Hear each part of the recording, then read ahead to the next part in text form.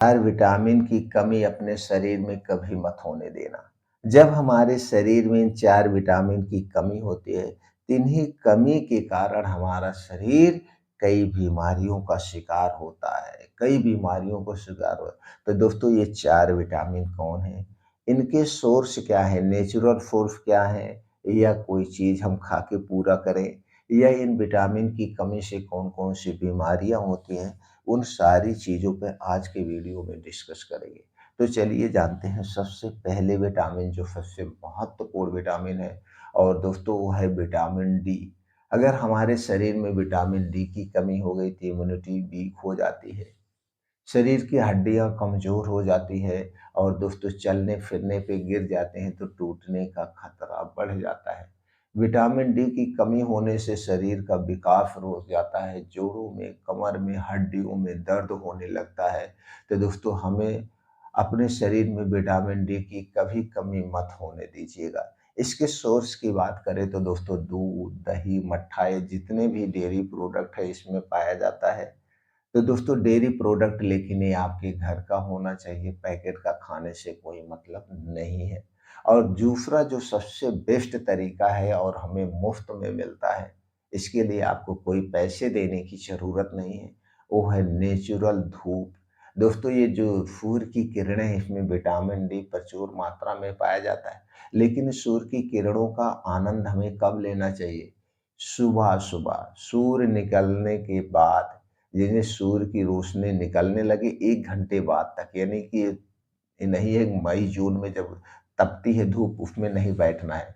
सूर्योदय के 1 घंटे बाद तक, 1 घंटे के बाद का जो समय सबसे अमूल्य समय है। तो दोस्तों रोज़ सुबह सूर्य की किरणें निकलने से पहले उठिए और सूर्य की किरणों में कुछ योगा, एक्सरसाइज़, मेडिटेशन करिए। तो सुबह का समय ये ले सकते हैं या तो फिर जब सूर्य ढलने वाला हो, सूर्य डूबने के 1 घंटे के पहले की जो किरण होती है फ़ायदेमंद होती है। तो इस 2 समय में आप अपने समय को मैनेज कर सकते हैं। ये मुफ़्त में हमें मिलता है, इसके लिए कोई पैसे देने की ज़रूरत नहीं है। लेकिन सबसे अच्छा जो समय है वो सुबह का समय है। तो रोज़ सुबह आप दोस्तों सूर्य की किरणों के सामने 40 से 45 मिनट हमें बिताइए, आपके शरीर में कभी विटामिन डी की कमी नहीं होगी। अगली विटामिन है जो सबसे महत्वपूर्ण विटामिन है, वो है दोस्तों क्या है? वो है कैल्शियम। कैल्शियम दोस्तों हमारे शरीर के लिए और विटामिन डी दोनों ही बहुत ज़रूरी है। तो कैल्शियम की कमी से शरीर की हड्डियाँ कमज़ोर हो जाती है, जोड़ों में, कमर में दर्द होने लगता है, शरीर का विकास रुक जाता है। तो दोस्तों इस कमी को पूरा करने के लिए आपको क्या करना चाहिए? दूध, दही, मट्ठा ये जितनी भी चीज़ें हैं इसमें भरपूर मात्रा में पाए जाते। लेकिन जैसे हमने पहले कहा, ये दूध, दही, मट्ठा आपके घर का होना चाहिए, पैकेट का बिल्कुल नहीं चाहिए। नहीं तो अगला जो तरीका है इसे पूरा करने का वो तरीका है दोस्तों, जैसे 1 कटोरी दही लीजिए, दही आपके घर की होनी चाहिए। और दूसरा है दोस्तों पान में खाया जाने वाला चूना। यही जो पान में चूना खाया जाता है, दोस्तों ये कैल्शियम का सबसे अच्छा स्रोत है, सबसे सस्ता। ₹1 का अगर आप चूना ले लेते हैं पूरा महीना गुज़र जाएगा। लेकिन इसे खाना कैसे है, किसे नहीं खाना वो जान लेते हैं। दोस्तों चूने का प्रयोग सबको नहीं करना चाहिए। अगर किसी को शरीर में कभी पथरी हुई है या पथरी की शिकायत है तो उन्हें दोस्तों चूना नहीं खाना चाहिए, उनके लिए चूना बाउंड है, उनके लिए चूना नुकसानदेह है। और जिसको नहीं पथरी से संबंधित कभी शिकायत हुई है या शिकायत नहीं, वो चूने का प्रयोग कर सकते हैं। तो चूने का प्रयोग कैसे करना है? इसे कई तरीके से आप ले सकते हैं। इसे दही के साथ ले सकते हैं, इसे सब्जी के साथ ले सकते हैं, इसे किसी भी जूस के साथ ले सकते हैं, चाहे गन्ने का जूस हो, चाहे किसी फल का जूस हो। कितनी मात्रा में लेना है? दोस्तों 1 गेहूँ के बराबर। 1 गेहूँ के बराबर आपको चूना लेना है और दिन भर में 1 बार कभी भी इतने ही 1 ही ग्राम रोज़ लेना है। तो आप डाल के यूज़ करेंगे, कितने दिन तक इसे आप हमेशा ले सकते हैं, लेकिन इतनी ही मात्रा में लेना है, इससे ज़्यादा मात्रा में नहीं लेना है, 1 गेहूँ के बराबर। तो आपके शरीर में कभी भी कैल्शियम की कमी नहीं होगी और कैल्शियम की कमी के कारण जो बीमारियाँ होती हैं, वो बीमारियाँ आपको नहीं होगी। तो चलिए दोस्तों ये हो गया दूसरी विटामिन। तीसरी विटामिन जो बहुत ज़रूरी है, इसकी कमी से दोस्तों कई सारी बीमारियाँ होती हैं। वो है आयरन की कमी। दोस्तों आयरन वाले प्रोडक्ट हमें लेना चाहिए। अब आयरन किसमें पाया जाता है? दोस्तों अगर आपके घर में लोहे की कढ़ाई में सब्जी बन रहा है तो उसमें आयरन होता है, मिल रहा है।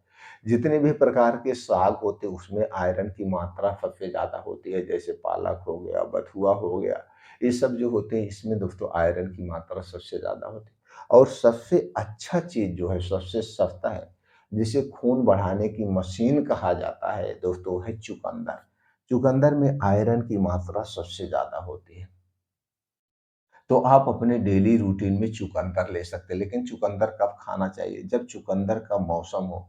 जिस मौसम में चुकंदर पाया जाता है, उसी मौसम में चुकंदर का सेवन करना चाहिए। वैसे तो दोस्तों आपको चुकंदर 12 महीने मिलता है, लेकिन ये स्टोर किया हुआ होता है जो स्वास्थ्य के लिए हानिकारक है। तो जब चुकंदर का सीज़न हो, उस सीज़न में हमें खाना ज़रूर चाहिए।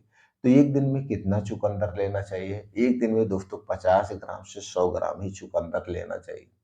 अगर आप इससे ज़्यादा चुकंदर लेते हैं तो ये गैस, कब्ज़, एसिडिटी का कारण बन सकता है। ये स्वास्थ्य के लिए हानिकारक है। यही फ़ायदेमंद चीज़ स्वास्थ्य के लिए हानिकारक भी हो सकती है। तो दोस्तों इसलिए 50 ग्राम से 100 ग्राम लीजिए, चाहे इसे सलाद के तौर पे खाइए, चाहे इसका जूस निकाल के आप पीजिए। लेकिन एक बात का ध्यान दीजिएगा, जब भी इसका सेवन करिएगा, चाहे सलाद के तौर पे या जूस के तौर पे, जब आपको खूब अच्छी सी भूख लगी हो तभी करिएगा। इसे खाने से पहले और इसे खाने के बाद कुछ भी ना खाइए पीजिए 2 से ढाई घंटे तक, तब आपको फ़ायदा मिलेगा। कुछ लोग हैं चुकंदर को सलाद के तौर पे खाने के साथ लेते हैं, नहीं।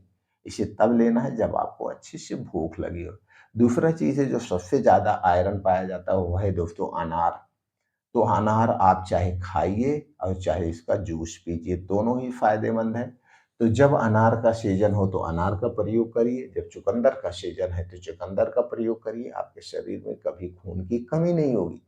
तो आयरन कितना वो दोस्तों आपको अनार कितना लेना है चलिए जान लेते हैं। 200 250 ग्राम अनार हमें लेना चाहिए, चाहे इसका आप जूस निकाल के लीजिए और चाहे ऐसे खा जाइए, दोनों तरीके से फ़ायदेमंद है।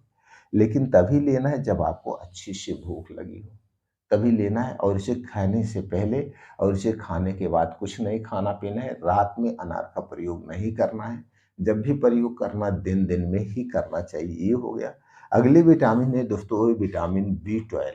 विटामिन बी 12 बहुत ही ज़रूरी है हमारे शरीर के लिए। विटामिन बी 12 की कमी से कई सारी बीमारियाँ होती हैं।